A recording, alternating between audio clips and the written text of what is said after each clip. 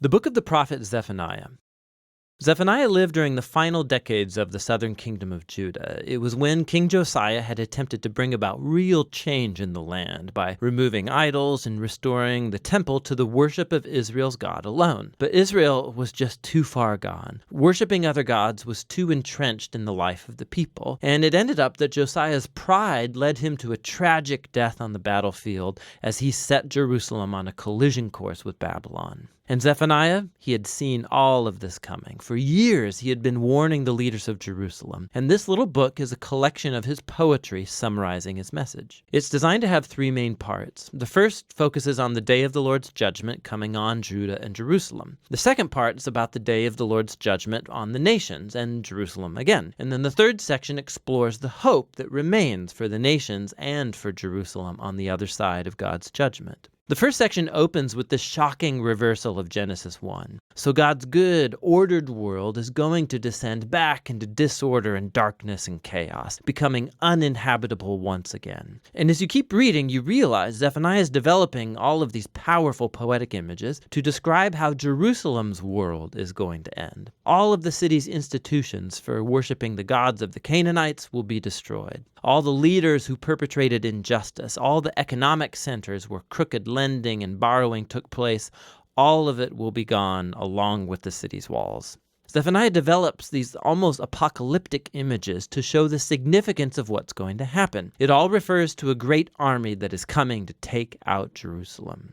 Now, it's interesting that Zephaniah never mentions whose army God's going to use to bring this judgment. Now, we know from the other prophets, Micah or Habakkuk, that it's Babylon, but Zephaniah never mentions that, and it's because he wants to highlight God's role in orchestrating the rise and fall of the city. And actually, that's what gives Zephaniah hope. Not that Jerusalem as a whole can avoid its fate, but in the closing poem of section 1, he calls on anyone in Jerusalem who would seek the Lord. And he says these will make up the faithful remnant, the people who could be spared if they repent. In the second section, Zephaniah widens his focus to include the nations around Judah. So the Philistines or Moabites, the Ammonites, even the Assyrians. He accuses all of them of corruption and violence and arrogance, and he predicts that all of them will fall before Babylon too.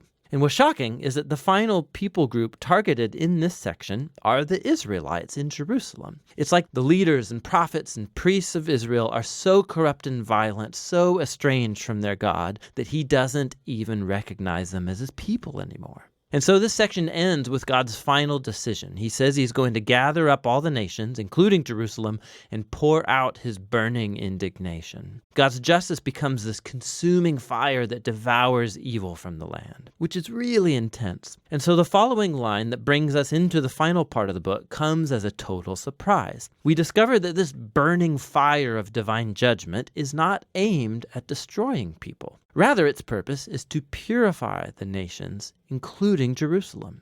So the section begins as God says that he's going to heal and transform the rebellious nations into one unified family. And that after being purified, they're going to turn from their evil and call upon the name of the Lord. These images point to the fulfillment of God's promise to Abraham all the way back in Genesis 12, that God would find a way to bless the nations, and Jerusalem as well. The conclusion of the book focuses on the restoration of the city at the center of the nations. God's presence is there in the restored city, along with that faithful remnant that's been humbled and transformed by God's mercy. And they're called to sing and rejoice. And then in this striking image, we're told that God is a poet who wants to sing too. Your God will live among you, and he will celebrate you with songs of joy, Zephaniah says. The closing poem of the book ends with these very powerful images about God gathering up into his family, the outcast and the poor and the broken, where he exalts them into a place of honor. And that's how the book ends.